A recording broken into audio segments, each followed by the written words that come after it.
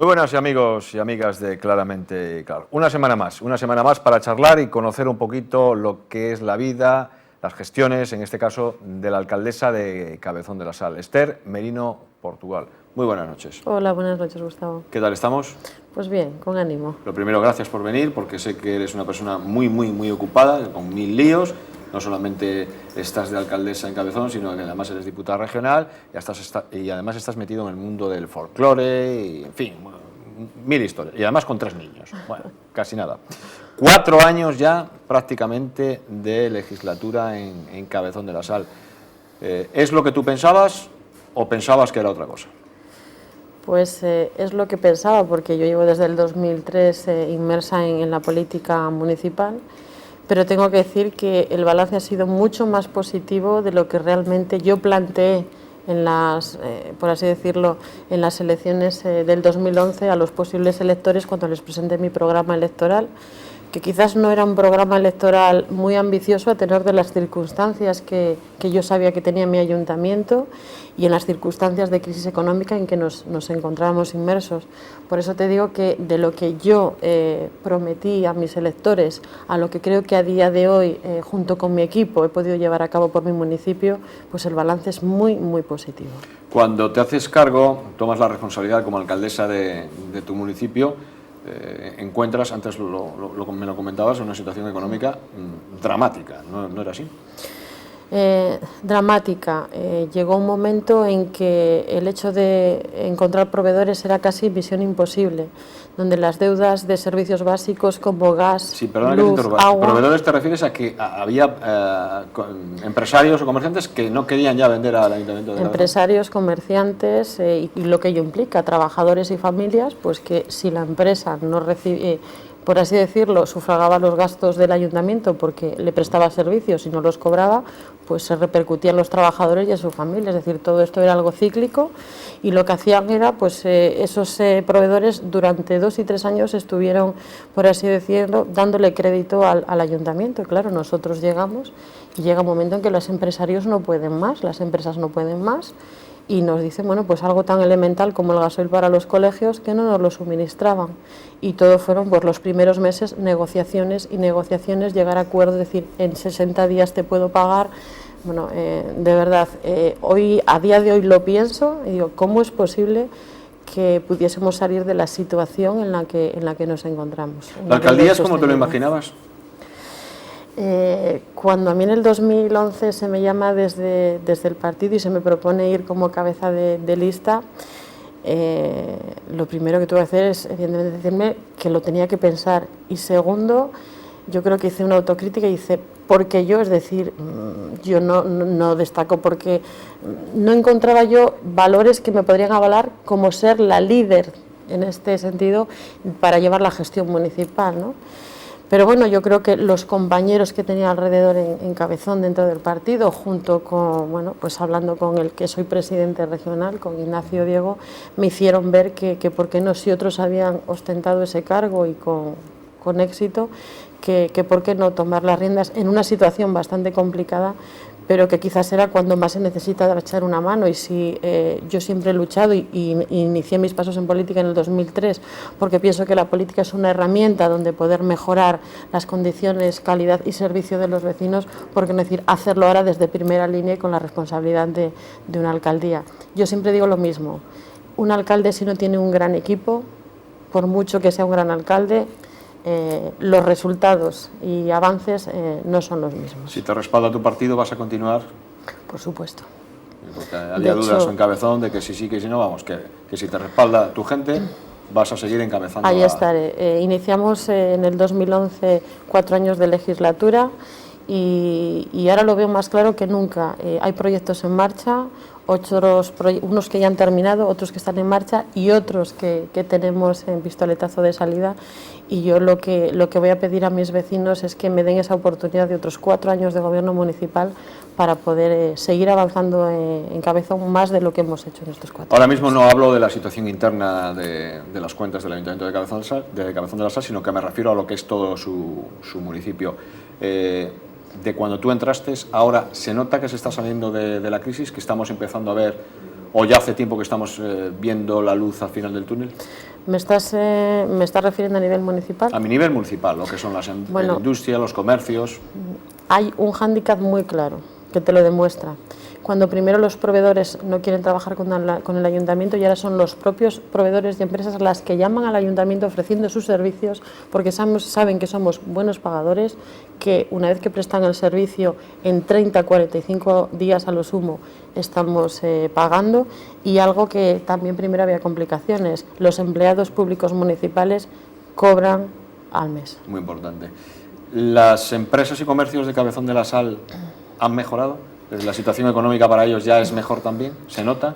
Porque Cabezón pasó una etapa muy dura. Bueno, Cabezón y todos los municipios, pero ya se va notando que yo creo que Cabezón además ha sido uno de los municipios donde ha aguantado el empujón de la crisis.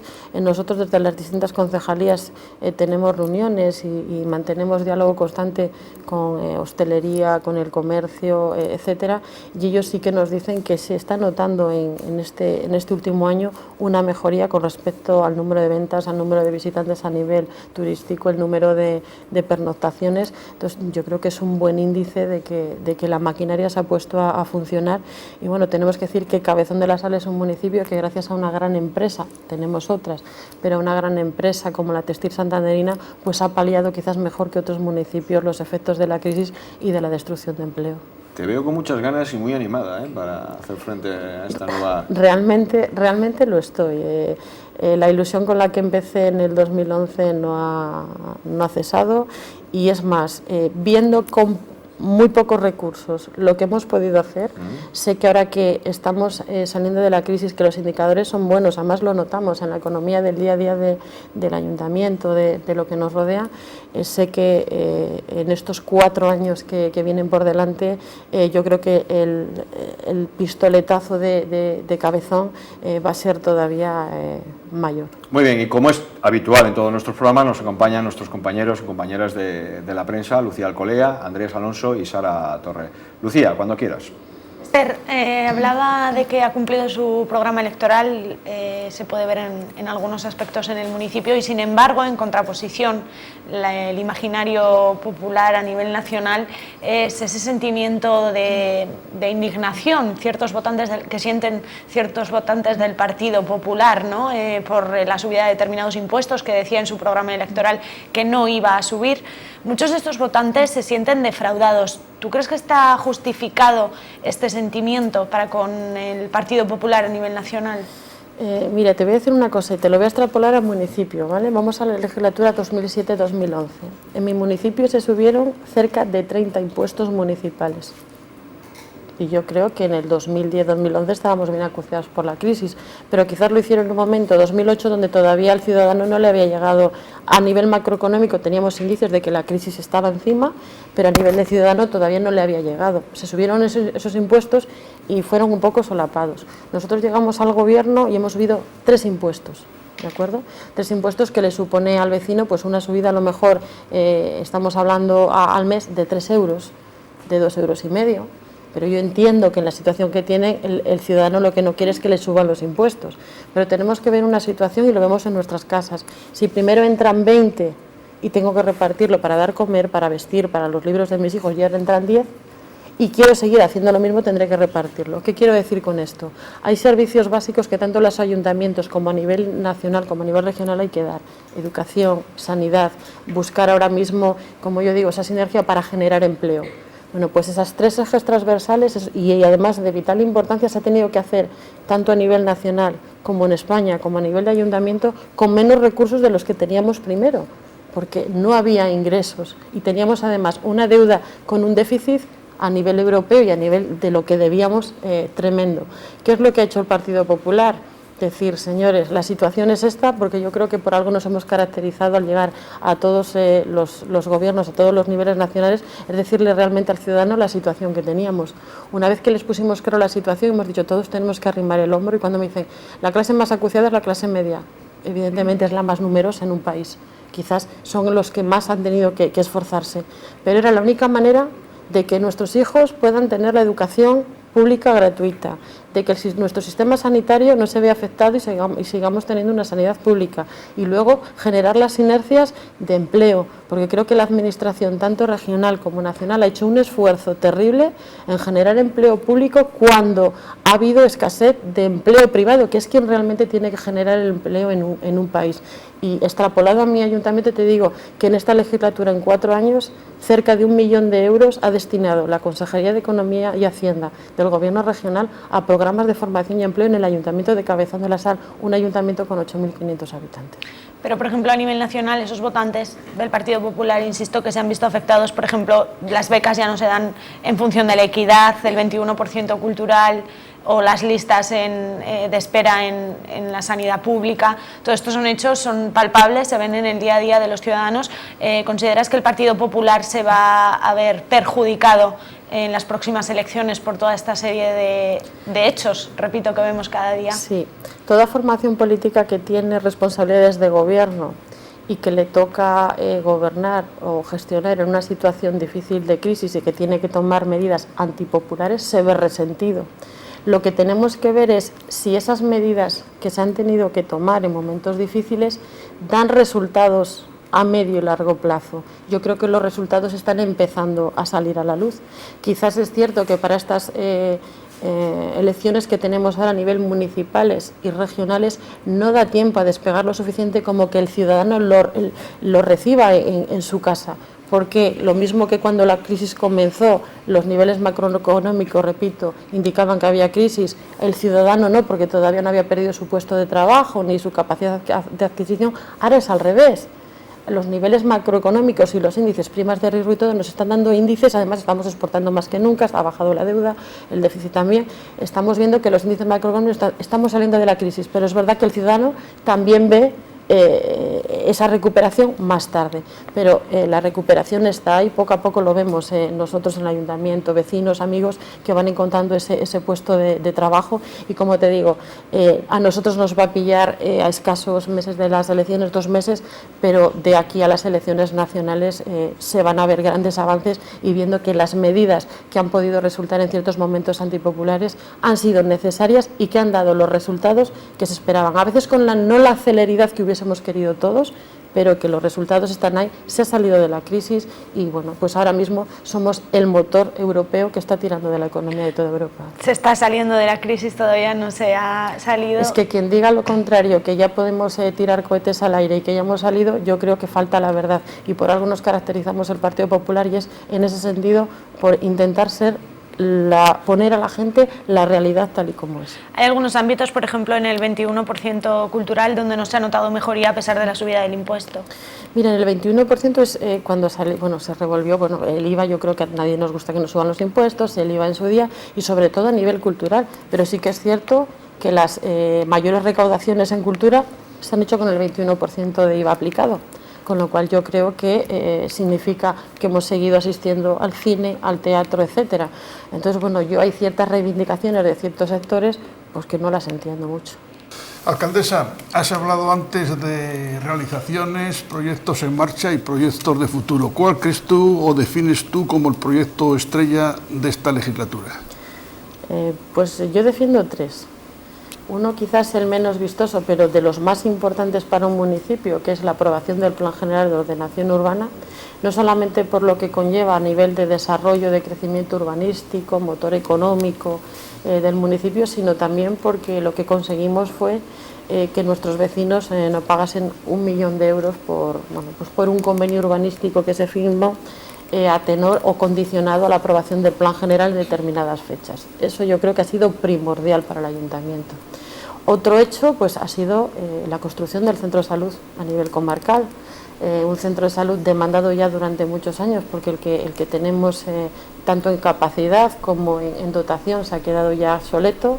Necesitamos mayor número de consultas, mayor número de especialistas a nivel de pediatría, analíticas, etcétera. Creo que era una demanda y en esta legislatura, a pesar de las dificultades económicas a nivel local y a nivel regional, fue un compromiso que adquirió con nosotros el actual presidente y se ha llevado a cabo. Y otro de los proyectos estrella después de 20 años, pues yo creo es poner en marcha lo que es la rehabilitación del centro social Cultural y Deportivo Santiago Galas, que bueno, pues todos los que son de la comarca y del municipio saben que durante legislaturas todos los partidos políticos lo hemos llevado en nuestro programa electoral y que finalmente en esta legislatura pues ha podido ver la luz y empezar. Ya hoy en día es una realidad en que se está trabajando en la rehabilitación y bueno, pues ya estamos con la rehabilitación de vestuarios, esas futuras pistas de pádel, y ya adelanto que en estos meses comenzará también la rehabilitación de lo que va a ser el salón de actos, que inicialmente y en tanto en cuanto pues no podamos tener un centro cultural o teatro para el municipio de Cabezón de la Sal, pues nos servirá para hacer muchos de estos actos culturales que tanto necesitamos tener en un espacio cerrado. Y uno de esos proyectos que se quedó aparcado, que se quedó en el camino, fue el pretendido Museo de la Naturaleza y de la Biodiversidad que pretendía llevar a cabo la Fundación Nicolás Franco en Casar de Periedo. Por un rechazo vecinal que hubo, pero ¿no entonáis un poco el mea culpa desde la corporación que posiblemente no habíais sabido vender, hacer llegar a todo el vecindario las ventajas de ese proyecto? Yo creo, mira, si nos hemos caracterizado por algo ha sido porque cada vez que hemos puesto un proyecto en marcha en el municipio o hemos hecho alguna obra de rehabilitación en alguno de los barrios, pedanías, etcétera, siempre hemos reunido a los vecinos. Con este proyecto pasó lo mismo. Hicimos una convocatoria a los vecinos de la pedanía, yo creo más afectada, de Casar de Periedo. En esa primera reunión te puedo decir que se presentarían 40 vecinos. Y de esos 40 vecinos, pues bueno, yo soy muy clara hablando. Nos encontrábamos con que sabíamos que 10 o 15 personas pues iban a ir en contra, pero en contra de ese proyecto y en contra de cualquier otro proyecto que presentásemos la corporación municipal o en este caso la Fundación Jesús de Monasterio, porque está presidida, pues en este caso por mí, perteneciente al Partido Popular. Las cosas son así de claras. Como tú dices, cuando hablamos de rechazo a nivel ciudadano, yo entiendo que un rechazo para que un proyecto quede atrás tiene que ser de una mayoría, que podría ser. Pues en esta circunstancia la mayoría es de una pedanía de 1.300 habitantes, 133 firmas. Estamos hablando que representa, pues no sé si un 1,9% o algo así. Yo soy de las que sigo pensando que en la política no vale todo, y sobre todo a nivel municipal, y lo que hay que ver es las ventajas y los beneficios que puede tener tanto para el entorno más próximo, que en este caso era la pedanía de Casar de Periedo, como para el municipio. Se pretendía hacer en el Palacio Jesús de Monasterio, instalar este Museo de la Biodiversidad y Naturaleza a modo complementario al que existe ya en Carrejo. Además era una colección, como tú bien dices, que la donaba Nicolás Franco, el cual ha creado una fundación, valorada en 375.000 euros, con especies que a nivel europeo no existen, la cual al cabo de 5 años pasaba a ser cedida, y con la ventaja de que durante 15 años el actual Palacio Jesús del Monasterio, que lo gestiona no el ayuntamiento, lo gestiona una fundación que no tiene recursos ni para mantenerlo, porque no tienen ingresos, y lo único que tenemos son gastos de luz, de funcionamiento, para mantenerlo, tendríamos durante 15 años prestándonos un servicio con un número de visitas, porque había un plan de viabilidad del museo, en torno a 14.000 visitas al año. Imagínate lo que conlleva eso en una población como es Casar de Periedo o el ayuntamiento, y teniendo en cuenta que sería el primer museo de accesibilidad universal, tanto para personas con dificultad de movilidad como para personas con nula visión. Es decir, había convenios, la posibilidad de firmar convenios con la ONCE. Es decir, ha sido un proyecto de verdad que es una pena que se haya quedado atrás, y no ha sido porque la corporación municipal, en este caso el equipo gobierno PP-PRC, haya desistido. El PRC sí que a última hora, bueno, pues se volvió atrás. Nosotros somos conscientes de que era un proyecto muy beneficioso para todo el municipio, pero sí que es cierto que en este caso la Fundación Nicolás Franco, al ver, bueno, pues que había además las palabras fueron estas, que se estaba utilizando como arma arrojadiza política, decidió no llevar a efecto su instalación en Casar de Periedo, y me consta que a día de hoy, en breve espacio de tiempo, se instalará en un municipio muy lejos de Cabezón de la Sal, y yo creo que será el momento donde los vecinos verán la repercusión que va a tener para ese otro municipio la instalación de este museo en su comarca. Sara Torre. Buenas noches, alcaldesa. Retomando el tema con el que iniciaba su intervención en este espacio, los escasos recursos con los que cuenta el Ayuntamiento de Cabezón, bueno, se refería a la situación que encontró cuando llegó al equipo de gobierno. Le pregunto cómo va a hacer frente el Ayuntamiento de Cabezón a las indemnizaciones a las que se ve obligado a raíz de la sentencia del Tribunal Superior de Justicia de Cantabria que refrenda la dictada por el Juzgado de lo Contencioso Administrativo, anulando la adjudicación realizada por el equipo de gobierno a Valoriza y devolviendo la adjudicación definitiva a la empresa Acciona. Estamos hablando del servicio de aguas y estamos hablando, para que se hagan una idea los espectadores, de varios millones de euros. Pues buena pregunta, porque en ningún momento la sentencia habla de indemnizaciones, en ningún momento. La sentencia simplemente habla, evidentemente, de lo que tú has dicho, es decir, de que ha habido una adjudicación y judicialmente se ha decidido que por una falta de motivación nunca se ha entrado a valorar, y además está escrito que nunca han querido entrar a valorar ni la parte técnica ni la parte económica, simplemente porque a primera instancia el juez ha determinado que había una falta de motivación para hacer un cambio, en este caso de empresa licitadora, pues adjudicar directamente, que es algo que no sé si habrá pasado, y estamos hablando de nivel de Cantabria, una vez o dos, el que directamente un juez te diga quién tienes tú que licitar un servicio. Lo que sí se suele hacer en este sentido es retrotraer el acto en sí, que es decir, volverías a empezar y verías a ver qué ha pasado, si al final sería la adjudicataria que quedó en primera instancia, que sería Acciona, o a la que se le dio finalmente. Entonces, cuando estamos hablando de indemnizaciones, te puedo asegurar una cosa, que mis vecinos pueden estar muy tranquilos, porque como te digo, de momento no se habla de ninguna indemnización. Segundo, esto de momento nosotros haremos un pleno donde tenemos que hacer la adjudicación, pero que el ayuntamiento no pueda seguir procesos judiciales no significa que el resto de empresas, que no solamente la actual adjudicataria, sino el resto de empresas a quienes hay que comunicarles que participaron dentro del concurso, pues no tengan armas legales para seguir recurriendo donde estimen oportuno, con lo cual esto no va a ser de forma inminente. Y como te digo, mis vecinos, yo creo que si se pueden ahora mismo sentir tranquilos es si hemos conseguido, cuando hemos llegado al gobierno municipal, con 2 millones de deudas, de euros de deuda, con 1 millón que teníamos ahí a flor de piel esperando por el tema del plan general, y teniendo los recursos que teníamos por lo que se debía, y a día de hoy estamos al día de pago, pues pueden estar tranquilos de que el equipo que tienen delante va a ser capaz, en el caso que en un futuro haya que hacer frente a posibles indemnizaciones, que no sabemos tampoco ni de qué cuantía puede ser, si más o menos, que estén muy seguros que ellos no lo van a notar en sus bolsillos y el ayuntamiento va a seguir siguiéndose saneando con ese plan que tenemos. Esto me da pie a otras ninguna duda. Dos preguntas. Una, ¿por qué decide el Ayuntamiento de Cabezón rescindir el contrato a falta de cumplir los 23 años de concesión inicial? Rescindir el contrato, no, el ayuntamiento no ha acordado rescindir el contrato, vamos a ver. Existe en su día, cuando nosotros llegamos al gobierno, existió una mesa de contratación que hizo una propuesta, ¿de acuerdo?, que fue que la adjudicataria del contrato del agua fuese Acciona. Fue una mesa de contratación, te propone, estudia y te propone. Y el equipo de gobierno que le toca cuando está gobernando decide si coge esa opción o lleva a pleno otra.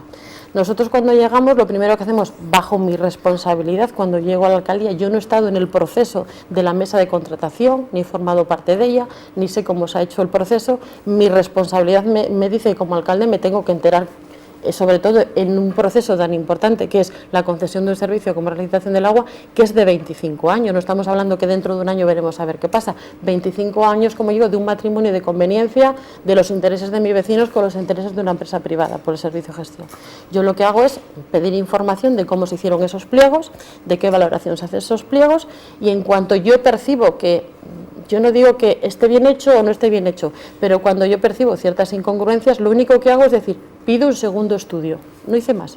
Pedir un segundo estudio que o me avalase la primera opción, que tenía la mesa de contratación, que sería seguir adjudicando a Acciona, o ver qué me daba este segundo estudio. El segundo estudio lo que me dice es que la adjudicataria a nivel técnica y a nivel económica más ventajosa para mi ayuntamiento es la segunda empresa, que es Valoriza.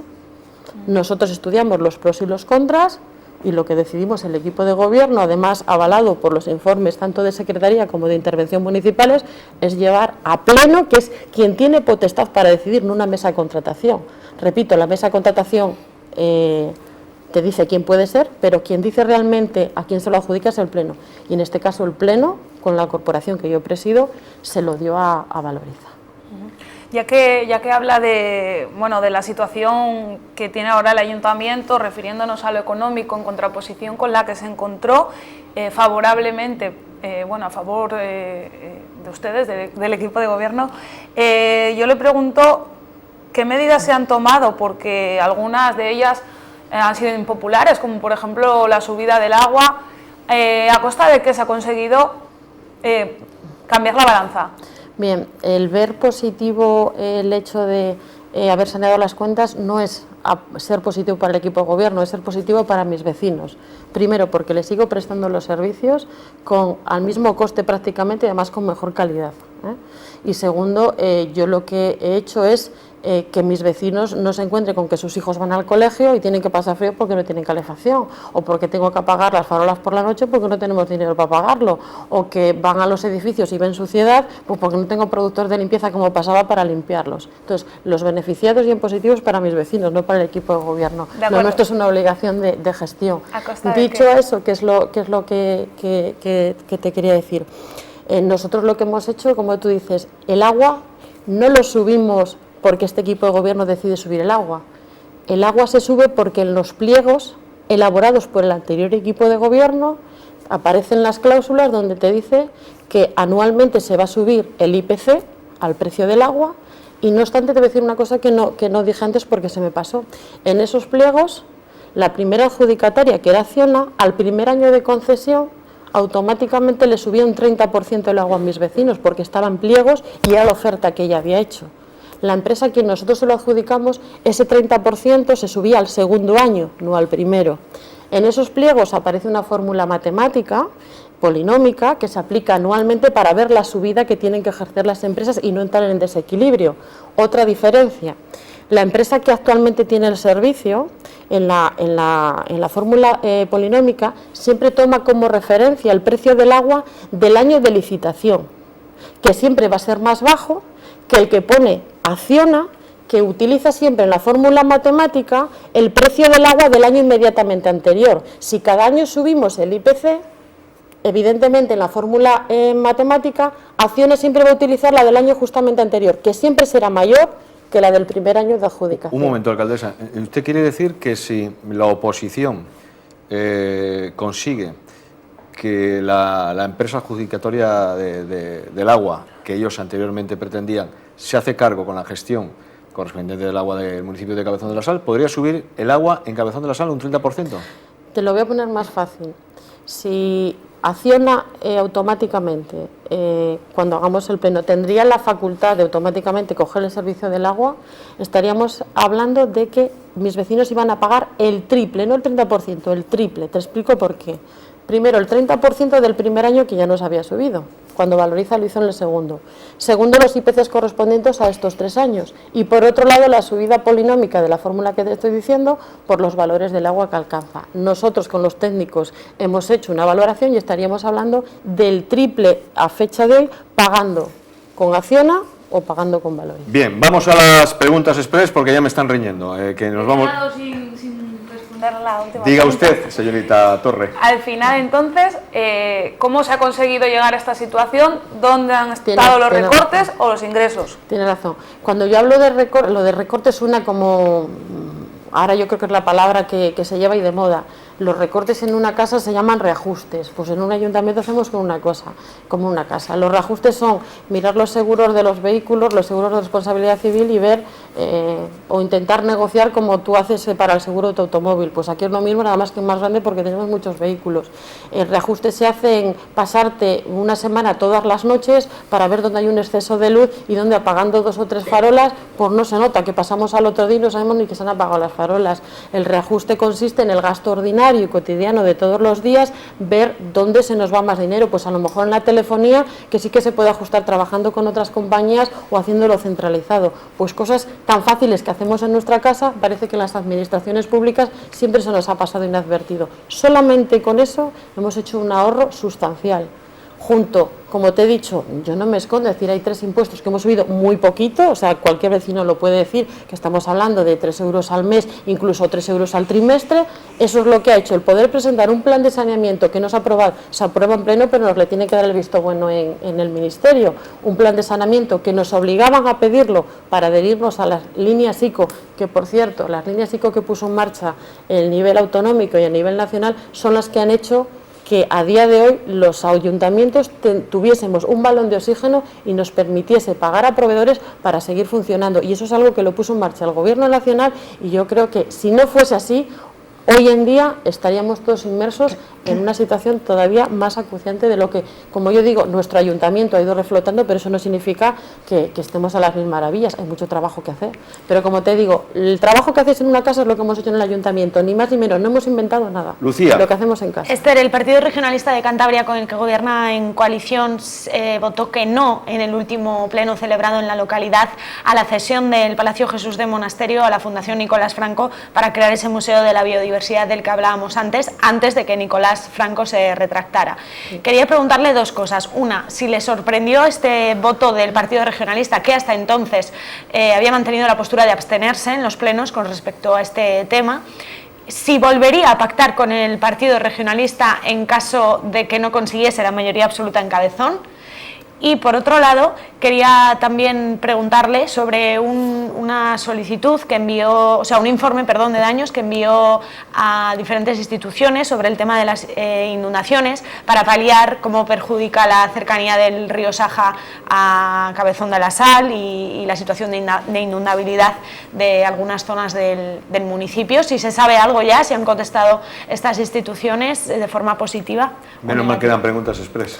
Bueno, pues Brevedad, voy a ser breve, ¿vale? Voy a intentar acordarme de todo. Primero, yo creo que por lo que nos hemos caracterizado a nivel municipal es por mantener una estabilidad de gobierno y dar una seriedad que el municipio, después de los últimos 4 años de gobierno de un tripartito, necesitaba.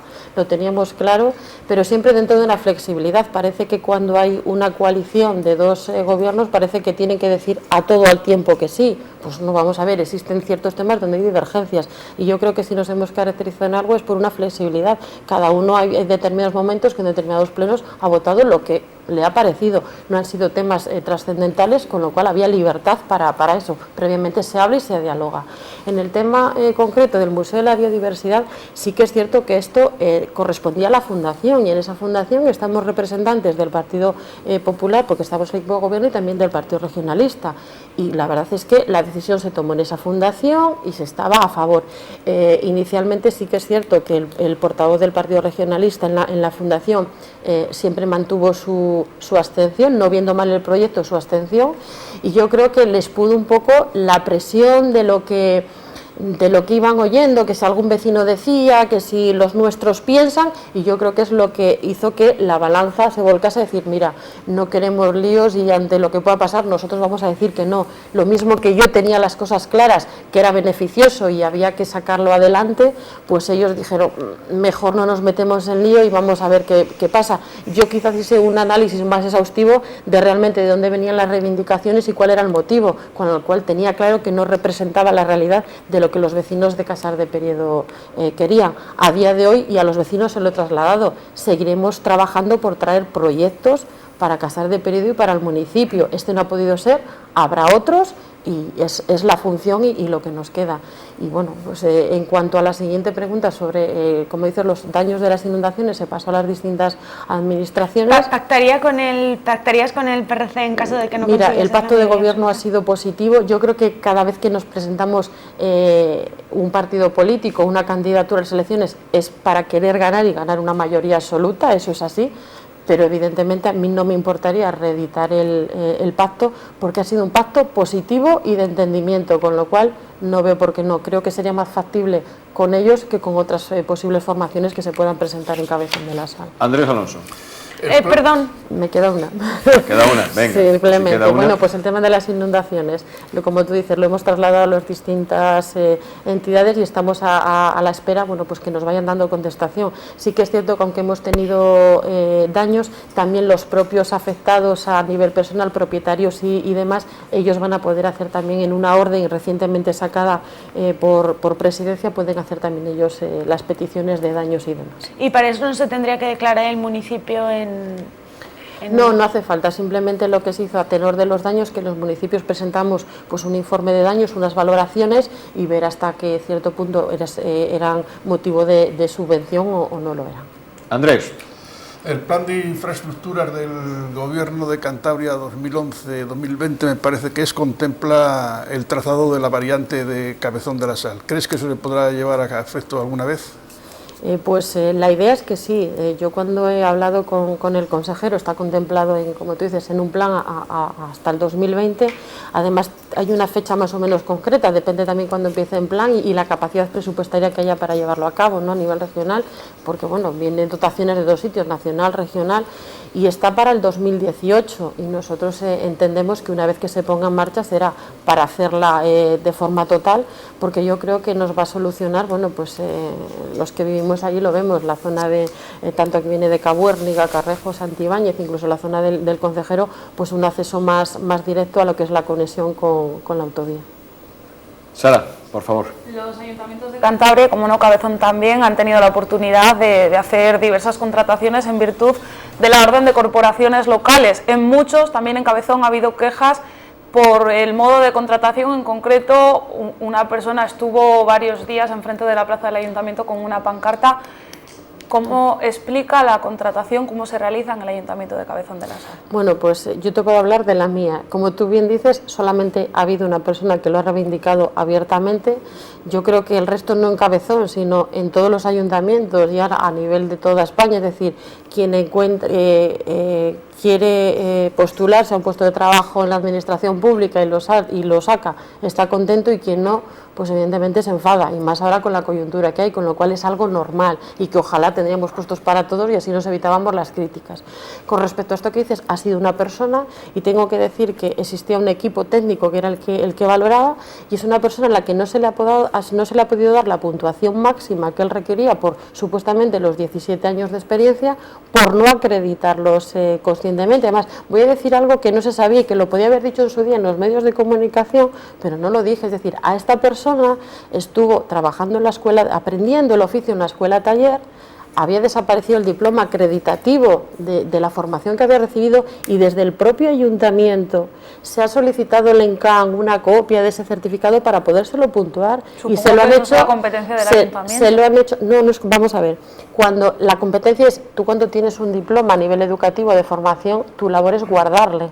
A mí me enseñaron cuando yo saqué mi título de diplomatura que le pusiesen un cuadro muy mono y que haría las fotocopias pertinentes y las certificase, porque las tenía que presentar en determinados sitios, porque si lo pierdo luego es muy laborioso hacerme de otro. Pues en este caso es lo mismo. ¿Qué hizo el ayuntamiento cuando él viene y dice que es que no le encuentra por ningún sitio? Pues no te preocupes, vamos a ver cómo te lo solucionamos. Llamamos al ENCAN, ahí encuentran un certificado de registro donde lo acredita. Con eso le acreditamos, o lo acredita en este sentido la parte técnica, que era quien evaluaba esa parte de formación. Y el resto, como te digo, no sé hasta qué puntuación, pero por la parte de experiencia le ha pasado como a muchas otras personas, que no ha sido el único. Y además en esa plaza además le ha pasado a otras 3 personas que no han podido acreditar con la documentación presentada toda la experiencia profesional que tienen. Simplemente y llanamente ha pasado eso. Ha sido un proceso limpio, y como te digo, yo respeto a las personas que en cierta manera se enfadan porque no han logrado la puntuación, no han podido acceder al puesto de trabajo, pero es que la situación que hay evidentemente hoy de falta de trabajo pues hace lógico que cuando no lo consigues pues te cabres, te enfades y le eches la culpa pues a la administración o al responsable político de turno. Bueno, va con mi trabajo, va con mi función, damos las explicaciones suficientemente coherentes y luego ya depende de cada uno el que las quiera aceptar o no las quiera aceptar. Que recordar que él alega o alegaba que no podía demostrar experiencia, no podía mostrar contratos porque había sido autónomo y había trabajado todos estos años de autónomo, pero no entendía que por ser autónomo se le sacara del proceso de selección. No, es que no se le ha sacado de ningún proceso de selección. Él ha llegado hasta el proceso de selección, hasta el último momento. Fíjate que sí que ha entrado hasta el último tramo, que era la entrevista. Cuando a alguien se le saca del proceso de selección es porque en una de las partes no cumple. Bien porque no tienes la formación necesaria, bien porque no acreditas experiencia, que no era ninguno de sus dos casos, y por eso ha llegado con la puntuación que tenía incluso a la entrevista. Él ha terminado todo el proceso, pero sí que no se le ha podido dar toda la puntuación que él pensaba que se le podría dar por los 17 años de experiencia, como te repito, no por ser autónomo, porque hay otras muchas personas que como autónomos han presentado la documentación donde acreditaba esa experiencia profesional a qué se refería, pero no por ser autónomo, porque en su caso ha habido personas autónomos que lo han presentado, tanto en su rama como en soldadura que se ha presentado, como en otras de las que, o simplemente en oficial de jardinería, que también se requería, y son personas autónomas que lo han podido acreditar. Muy bien, pues Esther Menino, Portugal, alcaldesa de Cabezón de la Sal. Alcaldesa, trabájeme mucho por ese pueblo que yo tanto quiero. No te quepa la menor duda que seguiremos luchando con la misma ilusión y con mayor esfuerzo, si cabe, de lo que hemos hecho durante estos 4 años. Muchas gracias, nos vemos pronto porque hay que hablar de muchísimas más cosas. Nos vamos a la publicidad, que nos hemos alargado y ya me están echando la bronca. Nos vemos ahora.